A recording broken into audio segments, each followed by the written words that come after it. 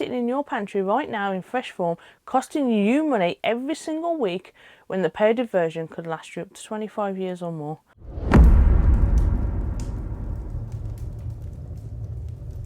Hello guys, welcome back and thanks for joining me. Today we're going to be looking at powdered foods and the powerhouse that they are. Some of these foods can last easily 25 years plus if you store them right. So take note guys, because these things could be an absolute game changer in your preps. Now, what if I was to tell you that there are 9 foods sitting in warehouses right now that your great-grandchildren could eat? Definitely your grandchildren, I'd imagine anyway. But not just eat, thrive on and use to get rid of that monotony of everyday boring food. Now, food makes a mockery of milk in your fridge that went bad last Tuesday. So I'm talking about powdered foods, with shelf life stretching past 25 years and some even longer. Now, before you click away thinking that this is just flour and sugar, hold on, because number 7 on this list is probably sitting in your pantry right now in fresh form, costing you money every single week, when the powdered version could last you up to 25 years or more. So stick with me today guys, because by the end of this video you're going to know exactly what powdered foods belong in your long-term storage, how to store them properly, and why most preppers are completely overlooking the single best protein source that costs less per serving than chicken. Now here's what nobody tells you about powdered foods. They're not just for emergencies, they're for smart people who understand that food prices only go one direction. That supply chains are fragile. If you want to see how fragile these supply chains are, I'm going to link in a video up here right now that will give you some great insights into that. Now, having options gives you power, and I mean real power. The power not to panic when the grocery stores look like something out of a dystopian movie. People running around like headless chickens, absolute idiots. What am I going to do? What am I going to do? But you're going to be sat at home with a nice big smug grin on your face thinking, yeah, I got this. Now, the power is to help your neighbours as well. The power to cook a real meal when everyone else is fighting over that last can of dented baked beans. Okay then guys, let's start with number 1. And this might surprise you, powdered eggs. Now, I know what you're thinking, powdered eggs, those things taste like cardboard, right? Well, you're wrong. That is old military surplus nonsense. Yes, all those squaddies that served back in the day had to eat all that crap, and it was crap back then. But modern powdered eggs, when stored correctly, are legitimate game changers. Now here's why this matters. Eggs are one of the most versatile food on the planet. Breakfast, baking, binding ingredients together, you name it. But fresh eggs, they last 3 to 5 weeks in your fridge. Powdered eggs, if you store them in mylar bags with oxygen absorbers in a cool, dry place, we are talking about them lasting up to 30 years, maybe even longer. Now here's the thing about powdered eggs that really blew my mind when I first tried them. 1, they actually taste good when you rehydrate them properly, and that matters, it really matters. 2, they're insanely space efficient, yeah? And number 10 can of powdered eggs is equivalent to about 7 dozen fresh eggs. It takes up about as much space as a large coffee container. If you, like my UK friends, are not used to the size of a number 10 can, think of that tub of Kenko that you'd buy from Costco. That's the size I'm on about. They are strategic food. We're talking about 6 grams of protein per serving. Now most people, they buy powdered eggs and never use them because they don't know how to properly rehydrate them. Mix 2 tablespoons of powder to 2 tablespoons of water, yeah? Now it is crucial that you let it sit for about 5 minutes. Don't rush it. By letting them sit for 5 minutes, what you're doing is you're letting the powder fully absorb the moisture and it reconstitutes properly. Then you need to cook them low and slow. Now, when you mix them, you need to use slightly warm water as well. Don't use freezing cold water. Trust me, it makes a big difference. Those of you that's had a US MRE or UK MRE with those powdered drinks, you use slightly warm water and it rehydrates a little bit better. It's exactly the same concept. Now, high heat is going to turn your eggs rubbery, so yeah, medium low, nice and slow. That is the trick with powdered eggs. This way they are shockingly close to the real thing. Nice little knob of salted butter as well, goes a long way guys. Now I use powdered eggs regularly, not just for storage. I use them in baking and when I go camping as well sometimes. Absolutely brilliant on a DV weekend. And the good thing about powdered eggs in baking is there's no wondering if your eggs are medium or large. The measurements are going to be exact every single time. When you go camping, no more cracked eggs. Who's done that? Who's gone camping and they've had cracked eggs in their car or in their cool box? Absolute bedlam, mayhem. Sticky, starting to dry, tacky eggs is a nightmare. Nobody wants to clean that up. Powdered eggs here are a winner. All you need to do is pack a small container, powdered eggs, and you're set. Number 2 on the list then guys is powdered milk. And I can hear the groans from here, I really can. But before you start to groan about how powdered milk tastes weird, let me go stop you right there. Yes, powdered milk straight up as a drink is not winning any awards. But, and here's the but, powdered milk as an ingredient, as a way to ensure you have calcium, vitamin D and protein available to last, that is a completely different story. Full fat powdered milk has about 5 to 10 years shelf life. Non-fat powdered milk stored properly can last you 25 years or more. Yes, that's 25 years or more stored properly. Big key factor there. The difference here is the fat content. Fat goes rancid, so if you're going for maximum longevity, you want non-fat powdered milk in your long-term storage. Here is the inside move here though, guys. Keep some full fat milk powder for flavour and some non-fat for longevity. The real magic of powdered milk isn't drinking it straight, it's what you can do with it. You can make soups creamy, you can put it in mashed potatoes, you can put it in your bread, your biscuits, your pancakes, making yoghurt. And yes, I'm in the UK, I mean biscuits like cookies, guys, not the scone type biscuits that you have with sausage and gravy. However, you could also use it for that too. It can also be used to make homemade hot chocolate and even coffee creamer in a pinch. Smoothies, protein shakes, the list goes on. You can even make a pretty decent cheese sauce with powdered milk if you know what you're doing. Not that it's on my list, I don't eat it. But here's something that I learned. This is my personal hack that I learned from a friend. If you're going to drink powdered milk and you want it to taste better, here's the trick. Mix it the night before and let it sit in your fridge, or if the electricity's out, a cool, dark place overnight. Something about that cold steep time makes a massive difference in taste and texture. And try and drop of vanilla extract, just a little tiny drop, and a pinch of sugar or powdered sugar if you want to get fancy. Suddenly your apocalypse milk tastes halfway decent. Right then guys, number 3 is powdered whey protein, and this is where we separate the casual preppers from the serious ones. Protein is the hardest macronutrient to store long term.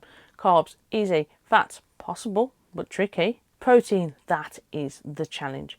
Most protein sources are fresh meat, which obviously don't store.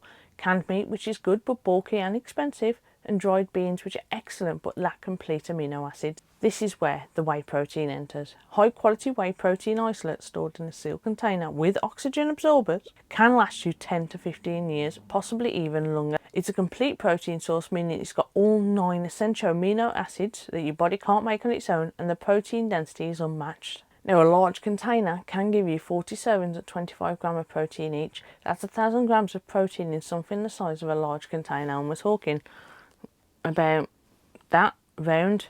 They're not that easy store wise because most protein tubs are round, but take up a hell of a lot less space than a lot of protein source like canned Spam. This though is where most people actually mess up. They buy the cheapest whey protein they can find.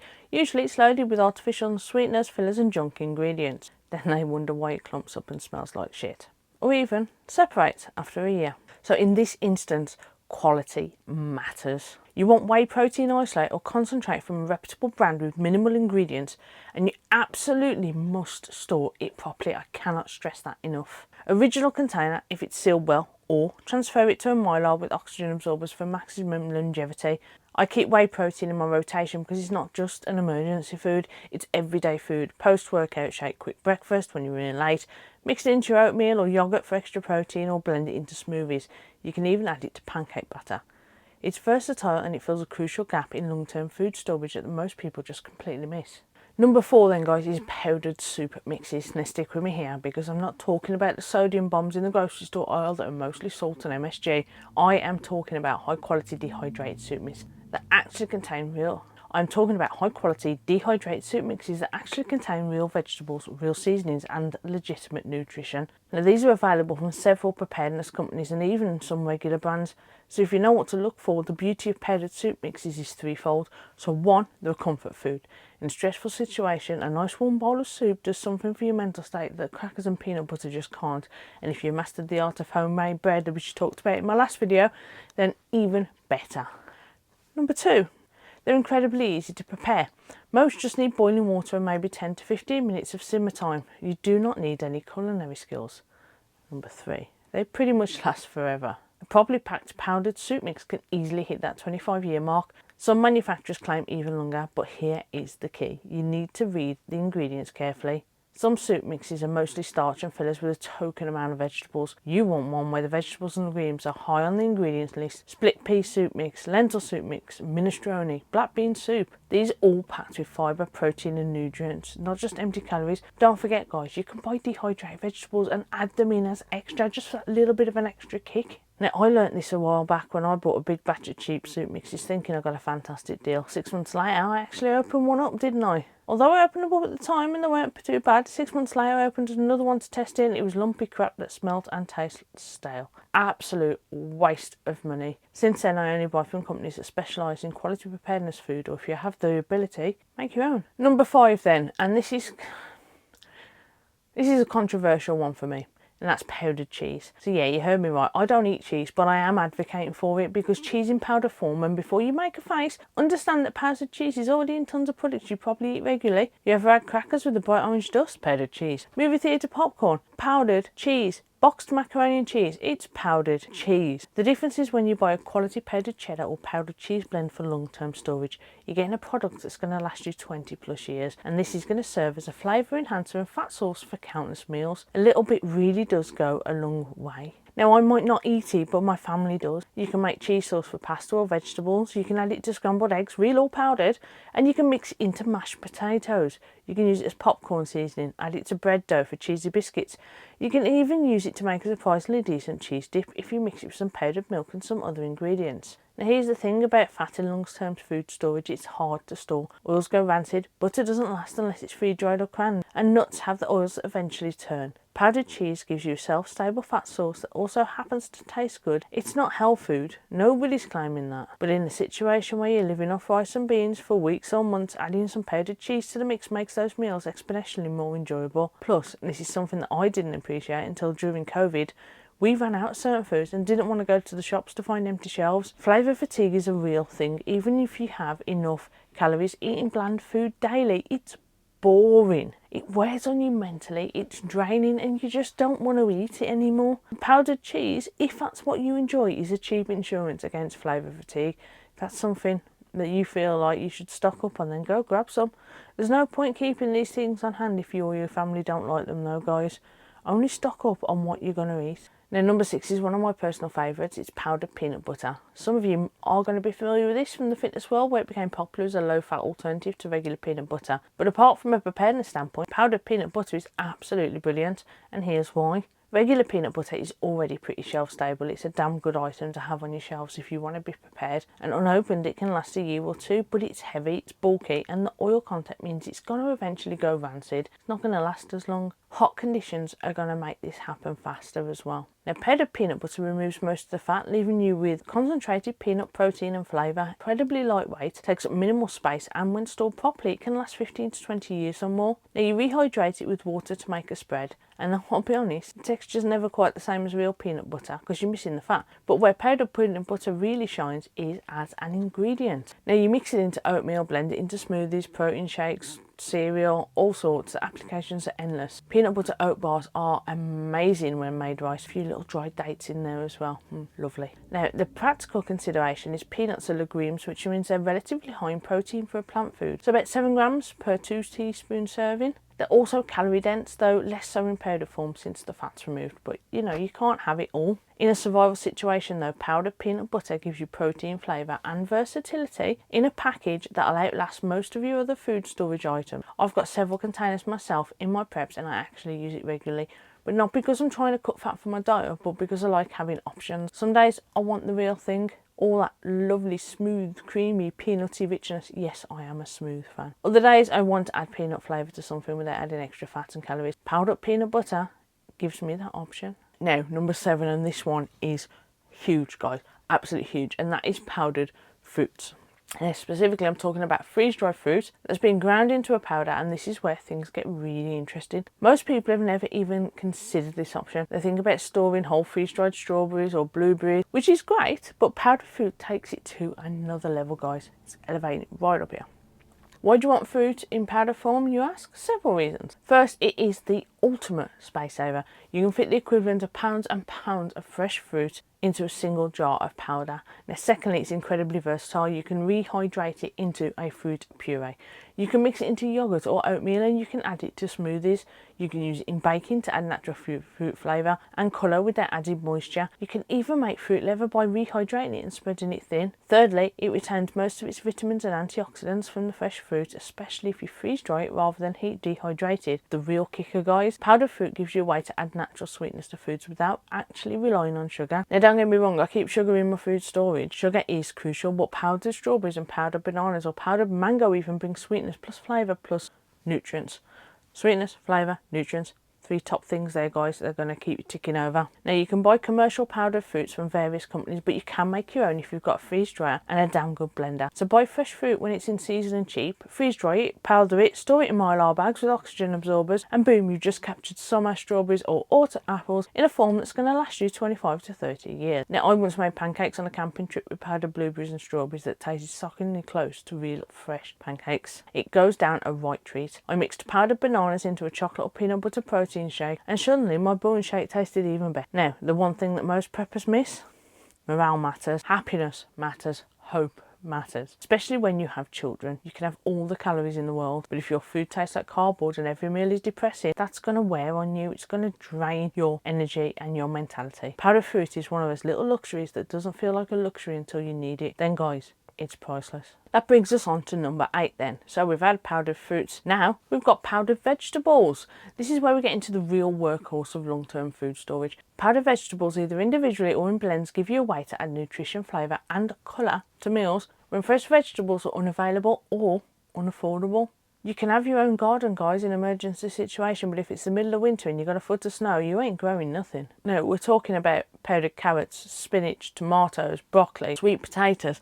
The list goes on and on. Now, I'm going to be straight with you. You're not going to rehydrate powdered spinach and then serve it as a side dish and have anyone be thrilled about it. That isn't the point here, though. The point is to have a shelf-stable way to add vegetable nutrients to other foods. Mix powdered vegetables into soups and stews and add them to pasta sauces. Stir them into rice. You can pretty much put them into anything for that additional nutrients. You can even blend them into smoothies where the fruit flavour masks the vegetable taste. You can add them to bread dough for veggie bread or veggie crackers. Use them in casseroles and stews. And the nutrition in powdered vegetables is a lot more robust than you would think. Now, while you do lose some vitamin C, some vitamin K or minerals like potassium and magnesium, you don't lose it all, and you manage to keep a great amount of these minerals, and more importantly, they're also still high in fibre. Now, the British population are chronically under-consuming fibre, magnesium and potassium as well. And in a crisis situation where people are eating more processed foods and fewer fresh vegetables, fibre is becoming even more critical for digestive health. If you're serious about long-term food storage, create a custom vegetable powder blend. Take equal parts powders, spinach, carrot, tomatoes or sweet potatoes, or any others that you really like, and mix them together, then store that blend in a jar. Now you've got a nutritional powerhouse that you can add by the spoonful to almost anything that you cook, and that's just one idea. You can use the vegetables you like the best, mix it up and try it out to see what you and your family prefer. You're going to be the ones eating it day in, day out after all, so it needs to be what you're going to enjoy. In my storage, I keep all sorts of mixes. The individual ones give me flexibility, the blends give me convenience, and all of them give me peace of mind knowing that even if I am eating mostly grains and protein, I still get vegetable nutrients into my diet. Yeah, it costs me more because I don't have a freeze dryer, but I've still got my peace of mind. Right then, number 9, and this is not so easy to get in the UK. I tend to buy it in bulk off Amazon, and that is powdered butter. Yeah, you heard me. Butter in powdered form. And I know it sounds strange, but stay with me because this might be the most underrated item on this entire list. Fat is essential for human health. Your body needs fat for hormone production and for absorbing certain vitamins for brain function. You need it for sustained energy, and yet it's the hardest macronutrient to store long term, next to protein. Most oils are going to go rancid within a year or two, even if they're unopened. Coconut oil will last longer, maybe 3 to 5 years. Canned butter or ghee can last several years, but powdered butter, powdered butter, we're talking about 20 or 30 years, guys. That is a big difference.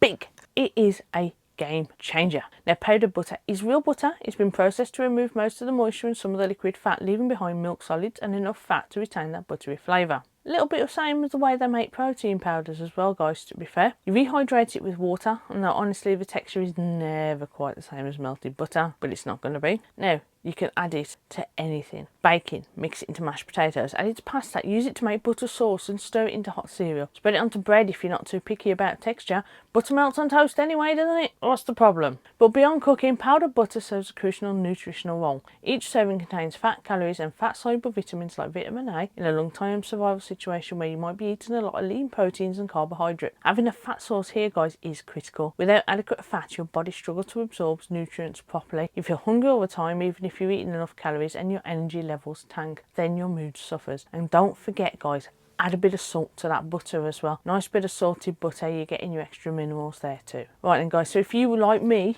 are serious about looking after your family, get familiar with how these things taste, how they rehydrate, how they perform in recipes. If you like it, stock it more. If you don't, at least you only spent £75 to £100 finding out instead of hundreds or potentially thousands.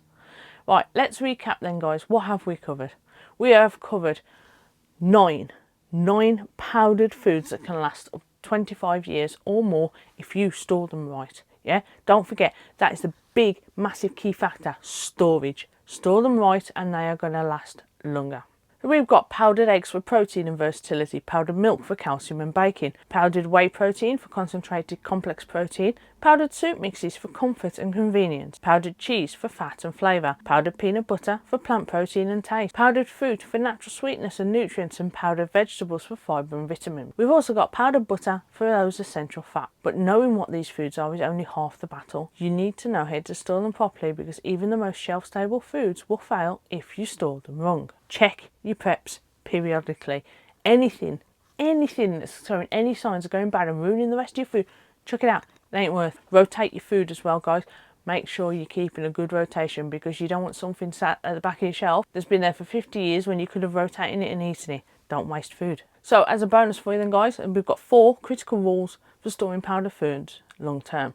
Rule number 1, keep them cool. Heat is the enemy of shelf life. Ideally, you need to store it below 70 degrees Fahrenheit. Every 10-degree increase in the temperature can cut your shelf life in half. If you can store in a basement or climate control area, then do it. Now, I said Fahrenheit because a lot of my viewers are American, but for my UK viewers, which is where I am, and other European countries, that's 21 degrees Celsius, guys. Rule number 2, keep them dry. Yeah? Moisture destroys powdered foods faster than almost anything else. Once moisture gets in, you've got clumping at best and mould at worst. I know penicillin came from mould, guys, but just no. This is why proper packaging is crucial. Use Mylar bags with oxygen absorbers or number 10 cans. Even properly sealed jars work too. Don't just leave powdered foods in the original containers unless they're specifically designed for long-term storage. Also, be mindful of rats and mice. They will chew through plastic, so make sure your long-term food fare are safe and stored well.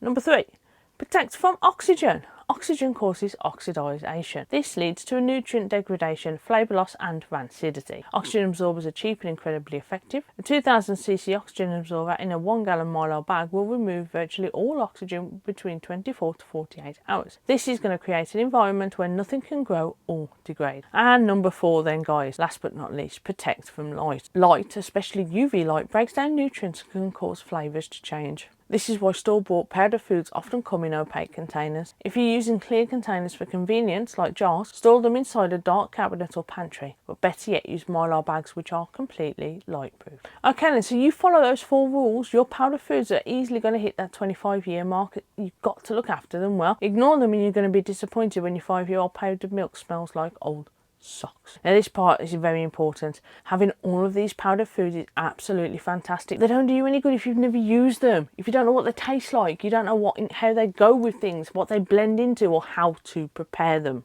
One of the biggest mistakes I see new preppers make is buying a ton of long-term food and then never touching it until there's an emergency. Then they open it up and realise they've got absolutely zero idea how to prepare it, and then they're just buggered them thinking, why didn't I do more?